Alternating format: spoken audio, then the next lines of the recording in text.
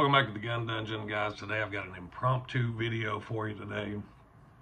A couple weeks ago, I released a video on the 30 super carry round that's coming out. Well, a lot of the feedback that I got from that and the comments of the video on forums, all over the place, I'm seeing a pretty common misrepresented theme with some of the comments, and it has to do with the chamber pressure. A lot of the comments say something along the lines of, it's 50,000 PSI chamber pressure, it's going to beat the gun up. Well, there's a couple things I want to talk about with that. One, we'll get out of the way real quick. If you're shooting your gun enough to shoot it out of spec, you've already spent probably 4 to 5 times what that gun costs on the ammo to do so. The next thing I want to talk about has to deal with the actual physics of chamber pressure and how chamber pressure is not going to be what causes your gun to get beat up or to get higher levels of wear on it. Let me show you what I'm talking about here real quick. I'm going to roll in this slow-mo footage of a handgun actually shooting. So you can see as it starts to shoot, nothing is happening with the barrel and the slide disengaging. So we're going to stop right here. Here you can see there's a fireball coming out of the end of the barrel. So that means the bullet is exiting. You can't really see the bullet in this frame, but that means that the barrel is clear of the bullet. The gases have to be coming out of the barrel for there to be a fireball. There's not a fireball in front of the bullet. So the bullet is already out of the barrel at this point, which means pressures are starting to drop already. And you can see the slide has barely moved, if any at all, at this point. So we'll roll on forward a little bit here. You can see it taking place. You can see the pressure's clearly dropping. You can see the cloud there. So we're going to stop right here. And right here, you can see that the chamber is starting to become disengaged with the slide. The slide has now moved far enough back to where the locking lugs are starting to draw the barrel down and disengage the chamber from the slide. At this point, and this point only, is the chamber pressure ever an issue if it were to remain, which is why a barrel obstruction, things of that nature, can be huge problems because you're going to get the pressure going back through the gun and not out the end of the barrel like you want it. But right here, you can see the bullet is already several inches away from the gun. There is no chamber pressure at this point. Okay, so what do I mean by showing you this? What I'm trying to say is that pressure is contained to that chamber. Just that chamber. The chamber is capped off by your breech face on your slide. That is going to seal the chamber. Once that bullet starts down the barrel, the bullet engaging the rifling and sealing is sealing that end of the barrel. So now you've got the chamber itself holding pressure, the locking lugs holding the breech face to the back of the chamber. There's pressure against the breech face, there's pressure against the chamber walls, and there's pressure against the back of that bullet. And it is all a sealed system at this point. The brass has expanded and formed itself to the chamber, so it's sealing the gas from going around the brass and out by the breech face, so that's sealed. The bullet is sealed in the barrel, so that's sealed. So the only thing that can happen, every action has equal and opposite reaction, right? The bullet starts down the barrel, force this way. Now you have an equal amount of force pushing back on the breech face. That is correct, and this is where a lot of people get confused. It takes a lot more force to move that slide this way as fast as the pressure in that chamber is moving a bullet this way. The same amount of force is being applied on the breech face or the case this way as it is on the bullet this way. But there's two differences here.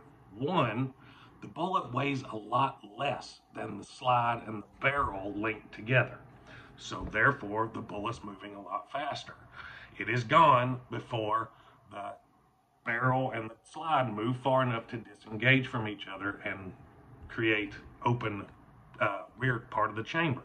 Secondly, you have a recoil spring. that is also holding tension for that to stay in the forward position for as long as possible.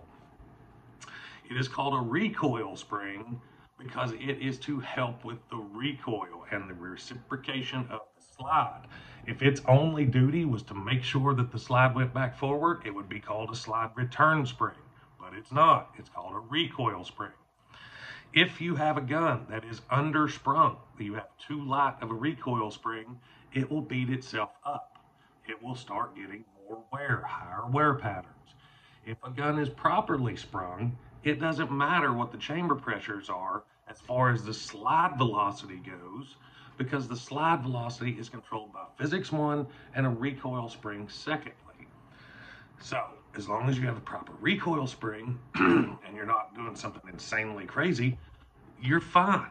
These chambers, first off, these chambers are going to be proof tested. If you don't know what proof tested is, Google it. Basically, they're going to run rounds that are higher pressure than the 50,000 SAAMI spec pressure through them and make sure that they're fine. Secondly, they're putting these in 9mm sized handguns that are chambered in 9mm. Yes, I know it's a lower pressure, but think of it like this. This is my thumb. This is the 9mm. This is the 30 super carry. 9mm is fatter than the 30 super carry. If I have a barrel that this fits in, you're going to have X amount of mass around that chamber. If I rechamber the same size barrel for what this fits in, you're going to have more mass around that chamber, which would inherently increase the chamber pressure tolerances. So I'm going to roll in a couple pictures here for you, and we'll talk a little bit more about it regarding AR-15 barrels and chambers and bolts. So what you're going to see here is I'm going to show you a picture of a 6.5 Grendel bolt and 7.62x39 bolt, and you'll see that they're very, very similar. Pay attention to the mass around the outside of the ring where the locking lugs are, the star-shaped pattern locking lugs. Pay attention to the mass there, okay? These 7.62x39 is notorious for getting cracked bolts. 5.56 bolts in AR-15 are not notorious for getting cracked bolts, at least not as much as the 7.62x39 and the 6.5 Grendel. Here's a fun fact for you. 7.62x39 is actually lower chamber pressure than 5.56. But look at a 5.56 bolt. See the mass around the edge of those locking lugs? You have more mass, therefore it can control more pressure and not take damage. So that's just kind of illustrating what I was talking about having a smaller round. And again, 7.62x39 is a fatter case head than a 5.56, hence why you have more meat on the 5.56 bolt. So it's the same concept, 30 super carry in a 9mm size chamber. With the meat there, you're going to have more material to hold the pressures. Okay, another fun fact, 5.7x28 is over 50,000 PSI chamber pressure. Those guns don't beat themselves up. The FN 5.7 is a very light handgun. So you can take that into consideration as well. Okay, so just to wrap it up, your chamber pressure is not going to cause excessive wear and tear on your handgun. If your handgun is undersprung, then yes, you can get excessive wear and tear on your handguns. The 40 cals were notorious for this when they first came out, and most of them were undersprung. The Glocks specifically were undersprung, and the guns beat themselves half to death. You had more wear and tear. But 40 cal, 357 SIG, now that we're talking about those are also 40,000 PSI chamber pressure rounds. 20% less than, say, the 30 super carry. Not a whole lot. But if your gun is sprung correctly and the chambers are rated for those pressures, then you're not going to get excessive wear and tear. Now, if you're undersprung and you have those pressures and you can actually push the slide faster with those pressures because you're undersprung, potentially. But if your springs are correct, you're not going to have to worry about it. So I hope you all ain't too mad at me about today's video. I just wanted to clear some of this up out there. I know I've seen a lot of the comments about it, and I just wanted to get some information out there for you all and let you kind of think about it, look it up, find out for yourself. You don't have to take my word for it, look it up. But that's all I have for you today. I hope you enjoyed today's video. If you did, don't forget to hit like and subscribe. Until next time, guys, stay tuned.